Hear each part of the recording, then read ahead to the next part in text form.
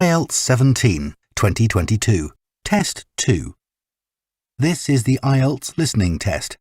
You will hear a number of different recordings and you will have to answer questions on what you hear. There will be time for you to read the instructions and questions and you will have a chance to check your work. All the recordings will be played once only. The test is in 4 parts. At the end of the test, you will be given 10 minutes to transfer your answers to the answer sheet. Now turn to Part 1.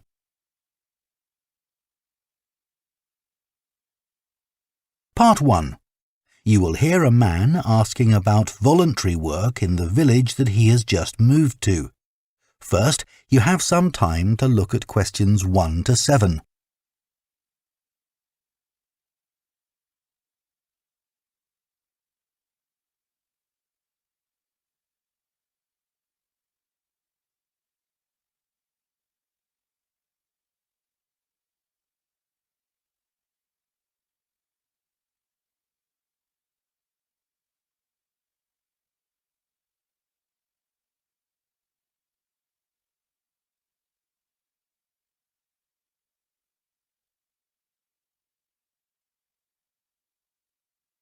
Now listen carefully and answer questions 1 to 7.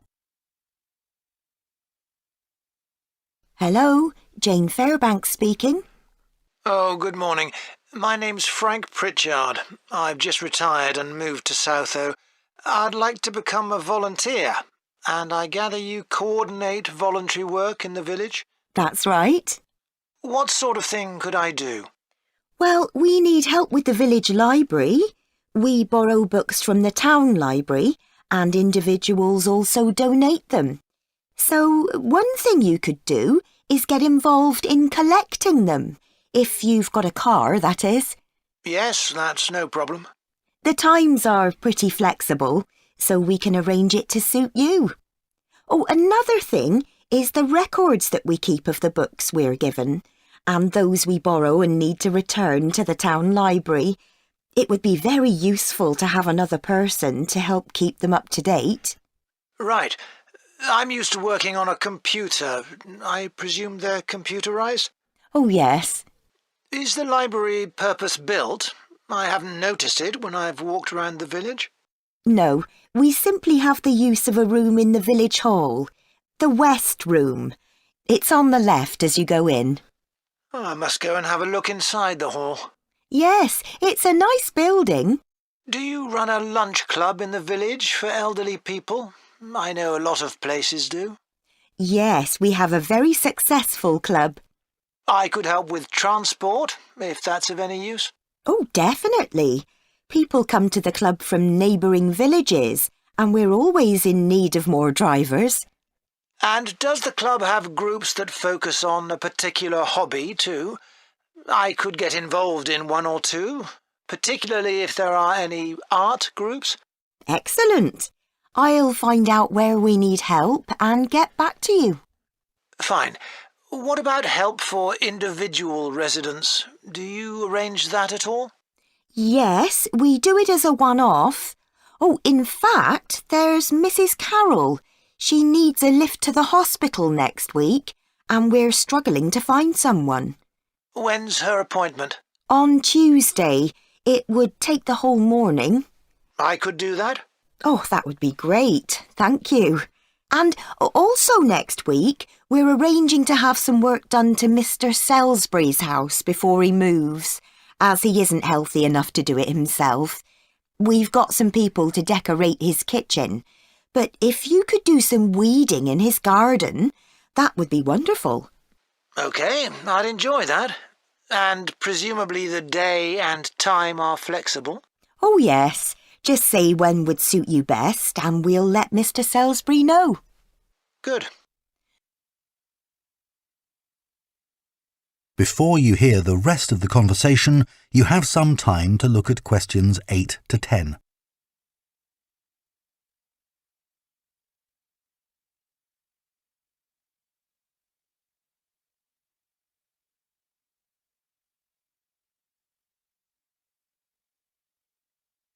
Now listen and answer questions 8 to 10. The volunteers group also organises monthly social events, which is a great way to meet other people, of course.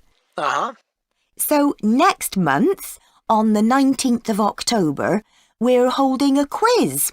A couple of residents are great at planning unusual ones, and we always fill the village hall. That sounds like fun. Can I do anything to help? Well, because of the number of people, we need plenty of refreshments for halfway through. So if you could provide any, we'd be grateful. I'm sure I could. I'll think about what to make and let you know. Thank you.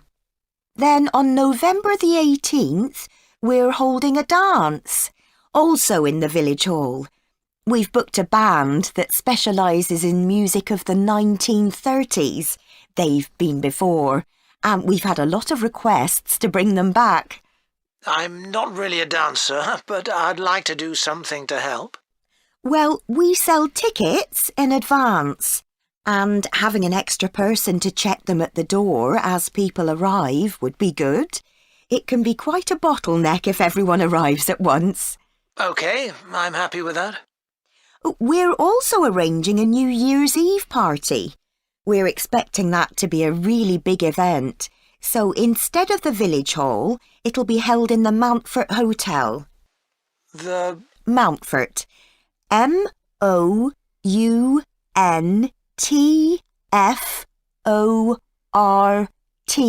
Hotel.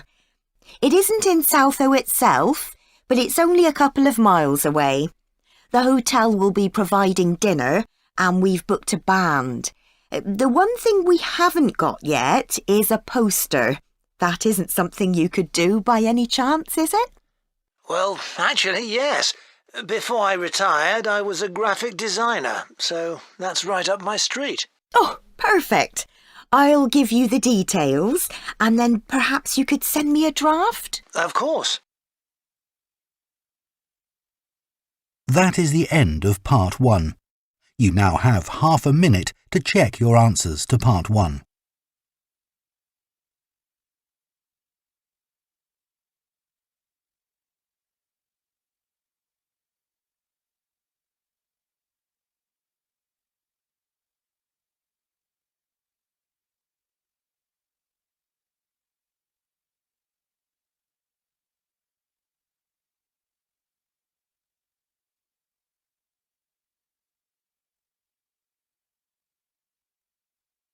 Part 2.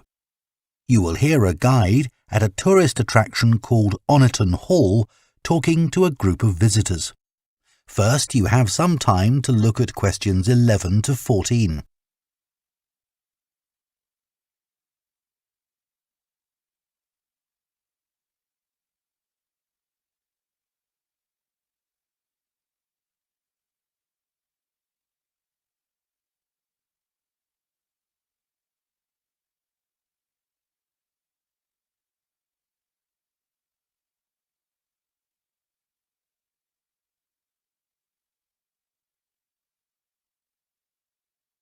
Now listen carefully and answer questions 11 to 14. Good morning and welcome to Oniton Hall, one of the largest estates in the area. My name's Nick and I'm one of the guides. I'll give you a brief introduction to the estate while you're sitting down, and then we'll walk round. The estate consists of the house, gardens, parkland and farm, and it dates back to the 14th century. The original house was replaced in the late 17th century, and of course it has had a large number of owners. Almost all of them have left their mark, generally by adding new rooms, like the ballroom and conservatory, or by demolishing others. The farm looks much as it's always done, although the current owner has done a great deal of work to the flower beds. In the 17th century, the estate was owned by a very wealthy man called Sir Edward Downes.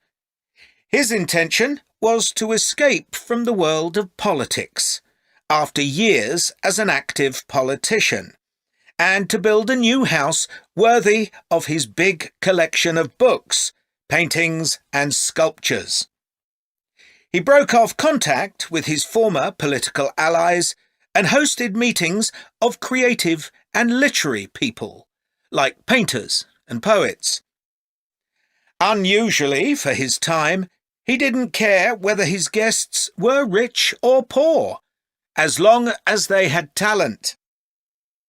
Big houses like Oniton had dozens of servants until the 1920s or 30s, and we've tried to show what their working lives were like. Photographs, of course, don't give much of an idea, so instead, as you go round the house, you'll see volunteers dressed up as 19th century servants going about their work. They'll explain what they're doing and tell you their recipes or what tools they're using. We've just introduced this feature to replace the audio guide we used to have available. I see there are a number of children here with you today. Well, we have several activities specially for children, like dressing up in the sorts of clothes that children wore in the past. And as it's a fine day, some of you will probably want to play in the adventure playground. Our latest addition is child-sized tractors that you can drive around the grounds. Before you hear the rest of the talk, you have some time to look at questions 15 to 20.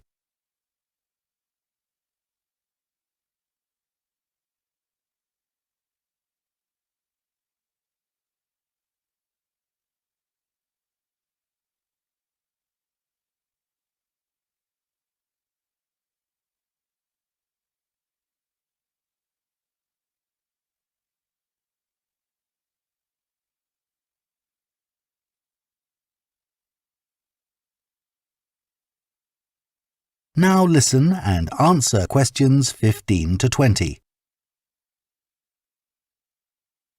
We'll also be going into the farm that's part of the estate, where there's plenty to do. Most of the buildings date from the 18th century, so you can really step back into an agricultural past. Until recently, the dairy was where milk from the cows was turned into cheese. It's now the place to go for lunch, or afternoon tea, or just a cup of coffee and a slice of homemade cake. The big stone building that dominates the farm is the large barn, and in here is our collection of agricultural tools. These were used in the past to plough the earth, sow seeds, make gates, and much more. There's a small barn, also made of stone, where you can groom the donkeys and horses to keep their coats clean. They really seem to enjoy having it done, and children love grooming them. The horses no longer live in the stables, which instead is the place to go to buy gifts, books, our own jams and pickles, and clothes and blankets made of wool from our sheep. Outside the shed, which is the only brick building, you can climb into a horse-drawn carriage for a lovely, relaxing tour of the park and farm. The carriages are well over 100 years old. And finally, the parkland, which was laid out in the 18th century with a lake and trees that are now well established. You'll see types of cattle and sheep that are hardly ever found on farms these days. We're helping to preserve them, to stop their numbers falling further. OK, well, if you'd like to come with me, we will start. That is the end of Part 2. You now have half a minute to check your answers to Part 2.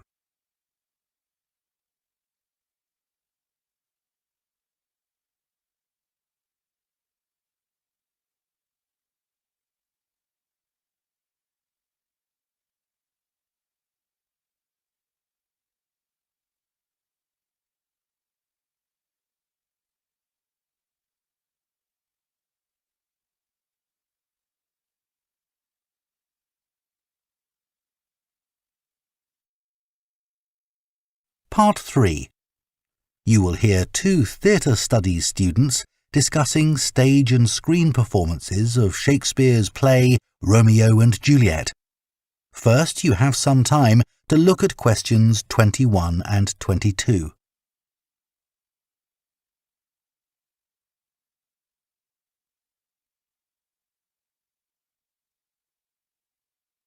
Now listen carefully and answer questions 21 and 22. Did you make notes while you were watching the performances of Romeo and Juliet, Gemma? Yes, I did.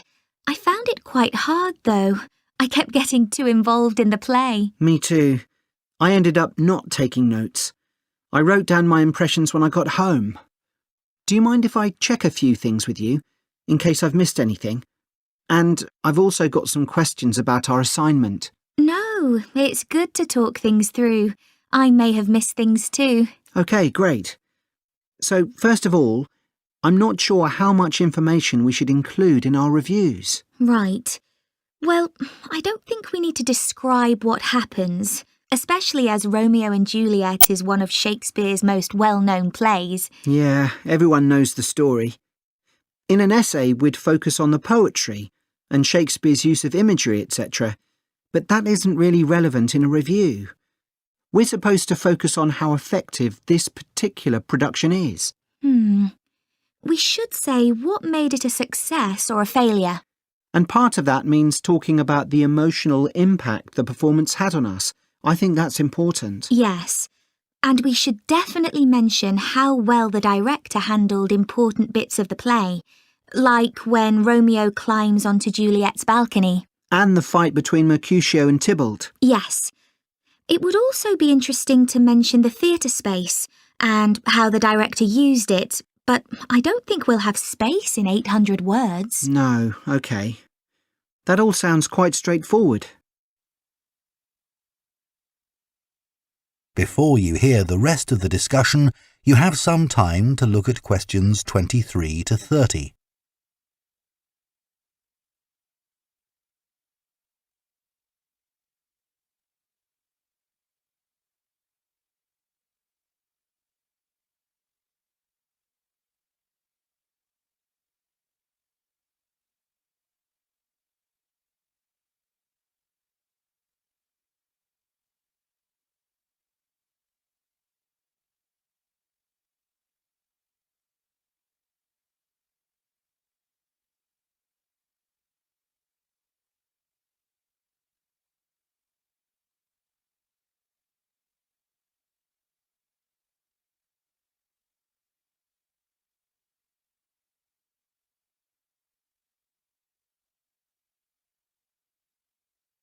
Now listen and answer questions 23 to 30. So, what about the Emporium Theatre's production of the play? I thought some things worked really well, but there were some problems too. Yeah. What about the set, for example? I think it was visually really stunning. I'd say that was probably the most memorable thing about this production. You're right. The set design was really amazing. But actually, I have seen similar ideas used in other productions. What about the lighting? Some of the scenes were so dimly lit, it was quite hard to see. I didn't dislike it. It helped to change the mood of the quieter scenes. That's a good point. What did you think of the costumes? I was a bit surprised by the contemporary dress, I must say. Yeah, I think it worked well, but I'd assumed it would be more conventional. Me too. I liked the music at the beginning, and I thought the musicians were brilliant, but I thought they were wasted because the music didn't have much impact in Acts 2 and 3. Yes, that was a shame. One problem with this production was that the actors didn't deliver the lines that well. They were speaking too fast. It was a problem, I agree. But I thought it was because they weren't speaking loudly enough, especially at key points in the play. I actually didn't have a problem with that. It's been an interesting experience watching different versions of Romeo and Juliet, hasn't it? Definitely. It's made me realise how relevant the play still is. Right. I mean, a lot's changed since Shakespeare's time, but in many ways nothing's changed. There are always disagreements and tension between teenagers and their parents. Yes, that's something all young people can relate to, more than the violence and the extreme emotions in the play. How did you find watching it in translation? Really interesting. I expected to find it more challenging, but I could follow the story pretty well. I stopped worrying about not being able to understand all the words and focused on the actors' expressions. The ending's pretty powerful. Yes, that somehow intensified the emotion for me. Did you know Shakespeare's been translated into more languages than any other writer? What's the reason for his international appeal, do you think? I was reading that it's because his plays are about basic themes that people everywhere are familiar with. Yeah, and they can also be understood on different levels. The characters have such depth. Right, which allows directors to experiment and find new angles. That's really important because... That is the end of part 3. You now have half a minute to check your answers to part 3.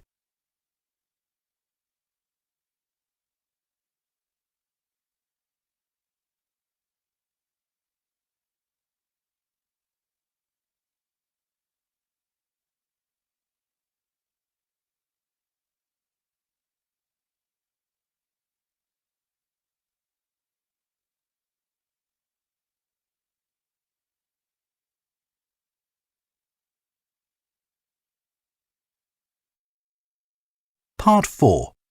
You will hear a lecturer on a languages course talking about the impact of digital technology on Icelandic, the native language of Iceland. First, you have some time to look at questions 31 to 40.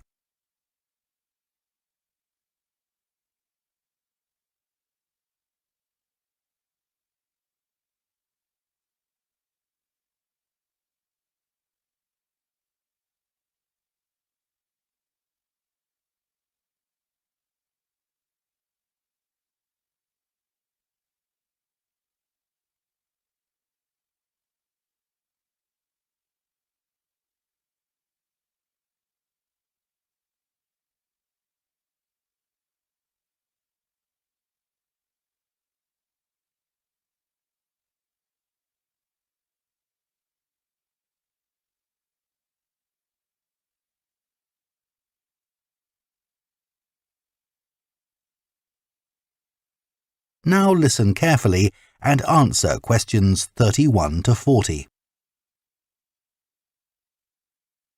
Right, everyone, let's make a start.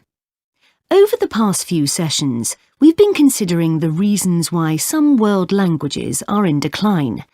And today I'm going to introduce another factor that affects languages and the speakers of those languages, and that's technology, and in particular, digital technology. In order to illustrate its effect, I'm going to focus on the Icelandic language, which is spoken by around 321,000 people, most of whom live in Iceland, an island in the North Atlantic Ocean.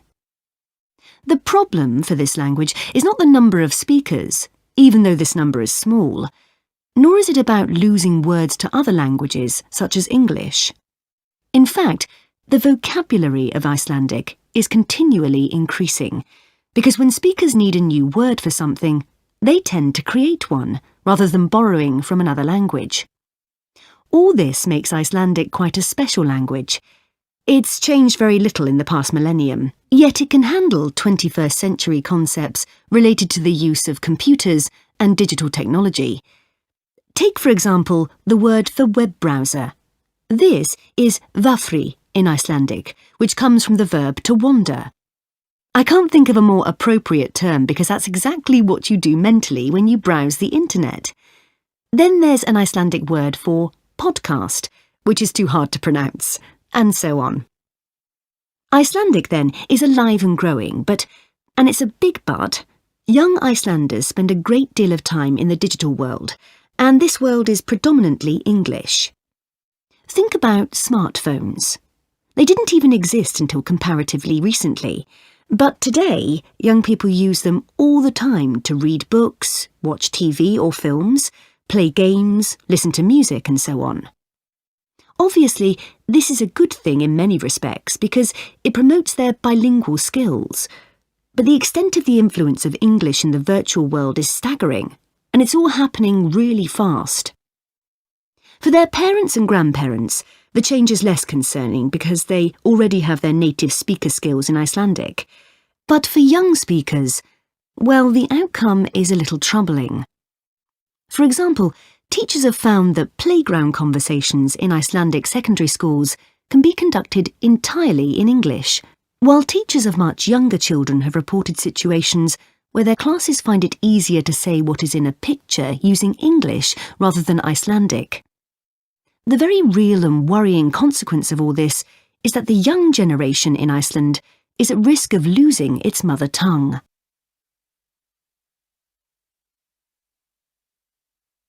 Of course, this is happening to other European languages too. But while internet companies might be willing to offer, say, French options in their systems, it's much harder for them to justify the expense of doing the same for a language that has a population the size of a French town, such as Nice. The other drawback of Icelandic is the grammar, which is significantly more complex than in most languages. At the moment, the tech giants are simply not interested in tackling this. So, what is the Icelandic government doing about this? Well, large sums of money are being allocated to a language technology fund that it is hoped will lead to the development of Icelandic-sourced apps and other social media and digital systems. But clearly this is going to be an uphill struggle.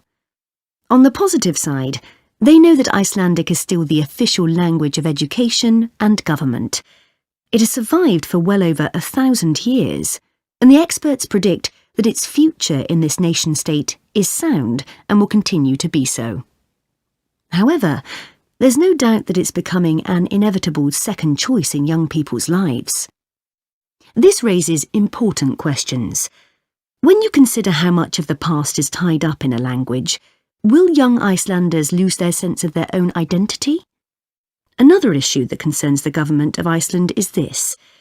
If children are learning 2 languages through different routes, neither of which they are fully fluent in, will they be able to express themselves properly? That is the end of Part 4. You now have 1 minute to check your answers to Part 4.